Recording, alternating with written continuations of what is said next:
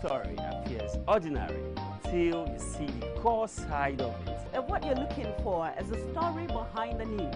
We bring it to you from Lagos, the commercial capital of Nigeria. Giving you all sides and political stories round the clock. Every detail from the start line to the final whistle. CoreTV News, expanding your view.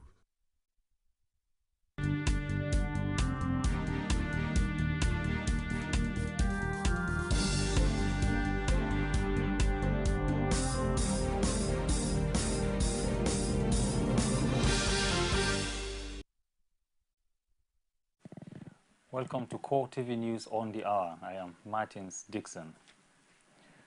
Resident doctors have suspended their nationwide strike in response to calls for them to join the national effort to stem the spread of the Ebola virus. But a group of doctors are still insisting on going ahead with the strike that began on July 1. The Nigerian Medical Association said in a statement that the incursion of Ebola into Nigeria is the main reason for suspending the strike. NMA President Kayode Okombe noted that the incursion of the Ebola virus requires all proactive and preventive measures to tackle it. He added that the government has made positive efforts on all 24 demands, issued 10 circulars and letters of authority, as well as promised to make necessary payment of arrears within the next 4 days. Residents of Abuja woke up on Friday to be confronted with rumors of the arrival of a carrier of the Ebola virus. According to the message, which is circulating through the social media, a passenger who tested positive to the virus flew into the capital city on Thursday night. This rumor is spreading alongside claims that bathing with salt water can prevent infection of the disease. Nigeria's health authorities have slated a news conference to address these issues and to also provide updates on the outbreak. Journalists were later informed that Health Minister Onyebuchichukwu has been summoned to the presidential villa to brief President Goodluck Jonathan on efforts to prevent a national health crisis. And now to political matters. The political atmosphere in Osun can be described as enthusiastic over the forthcoming governorship election. Candidates of the All Progressives Congress, People's Democratic Party and the Labour Party have been described as the big contenders. Franco Malepe filed in this report from Osogbo. The Osun State governorship election has attracted attention from all politicians in Nigeria. Residents of Osun are also looking forward to the election. It's going to be a tight election.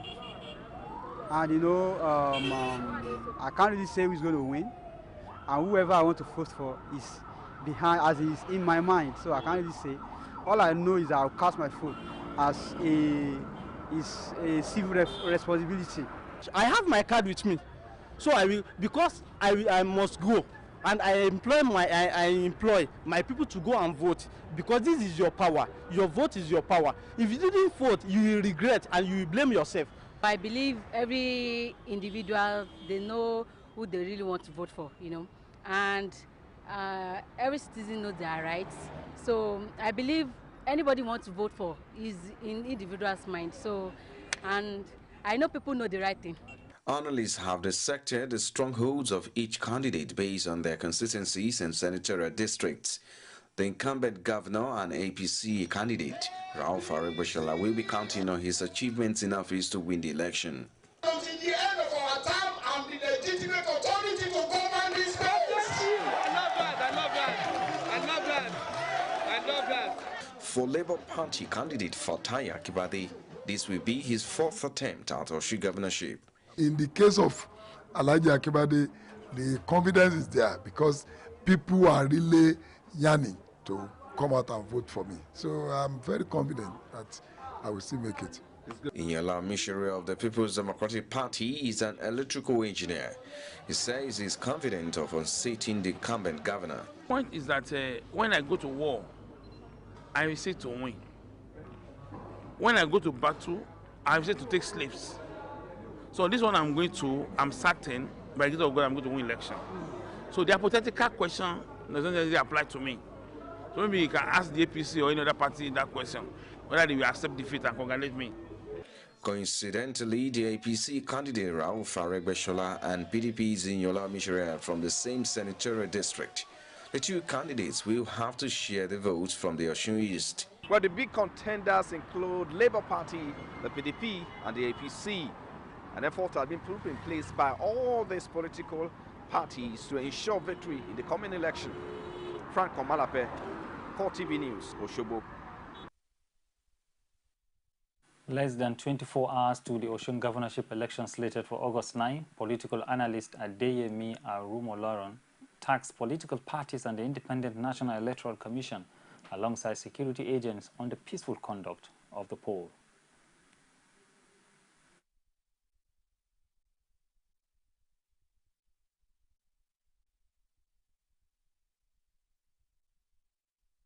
The political parties should take it easy, and our major advice will go to the federal government because they should conduct the election, because the federal government is actually in control of the election processes. Let us take it or leave it.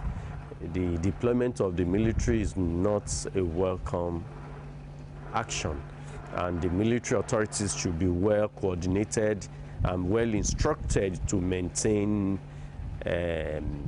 peaceful interaction with people, should restrain from harassment and intimidation of the electorates. And even military authorities should make public statements inviting the electorates, the aged and the young people to come out and guarantee them of their safety. Fresh from being cleared of impeachable offenses, Nasarawa State Governor Tanko Almakura has continued to receive solidarity visits. Members of the All Progressives Congress have also become regular faces at the government house since the investigative panel dismissed charges filed by the State House of Assembly. Pai Samuel reports that the state capital is still in a jubilant mood days after the governor was cleared. His report.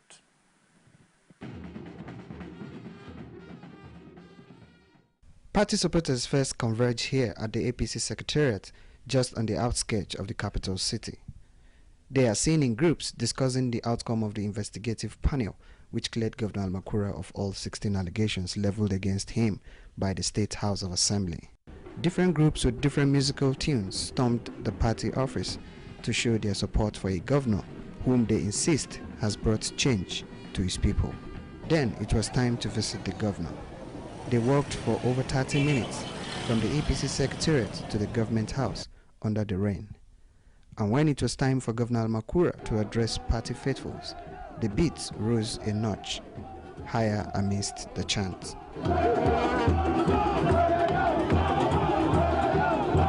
Now, satisfied, they are eager to hear from the governor.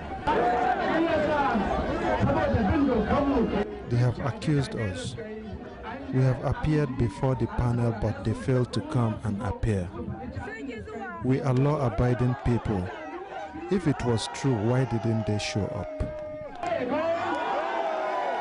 Many in the crowd are sure that the state would have been in mourning if the panel had found the governor guilty. We are celebrating the Constitution of the Federal Republic of Nigeria.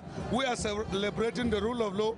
We are celebrating the challenge against impunity by State House of Assembly of Nasarawa State. We are celebrating development, we are celebrating progress in Nasarawa State, because this is the first time that a governor has been vindicated by an impeachment panel, and we are happy for that.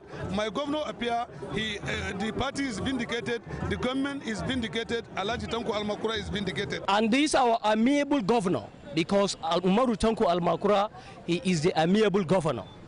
He don't want violence. He don't want crisis. It is because of the fees that other people from other states are running, coming here into Nasarawa State, because we have peace in Nasarawa State. The 7-man panel of inquiry only sat for 3 days, after which the governor was cleared, but his supporters are keen on celebrating his acquittal for many more days.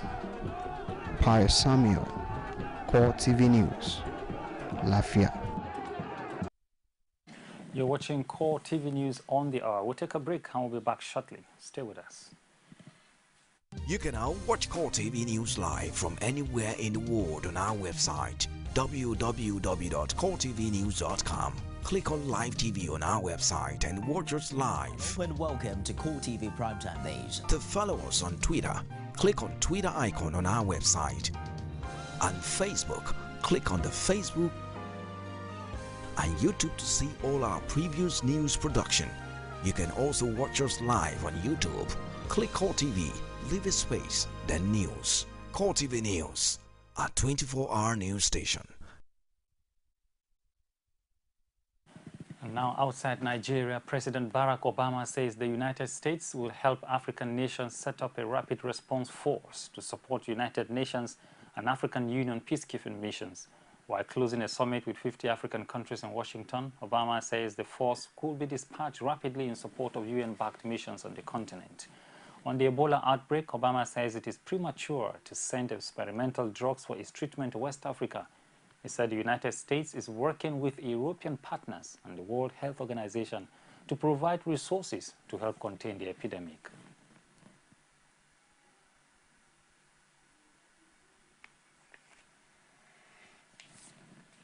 The United States will provide additional equipment to African peacekeepers in Somalia and the Central African Republic.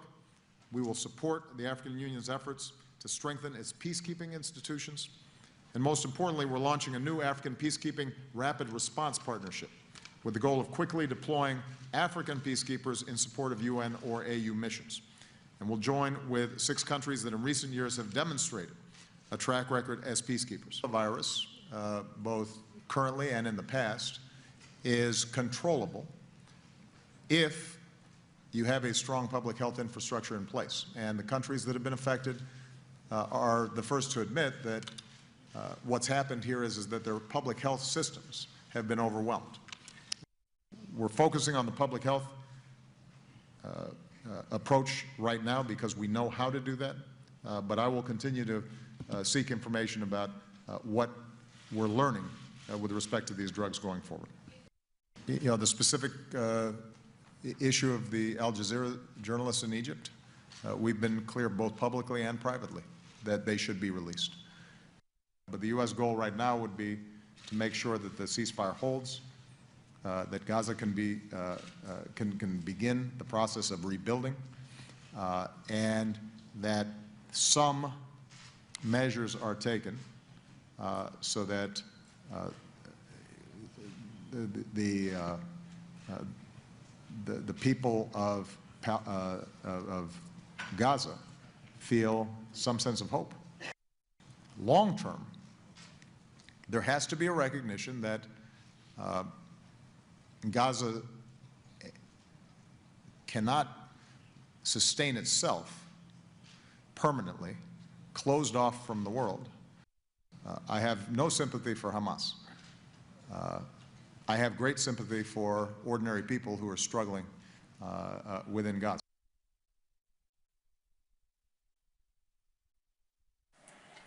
Thank you for joining us on this hour. We will come your way with news on the hour, on top of the hour. I am Martin Dixon. Do enjoy the rest of the day.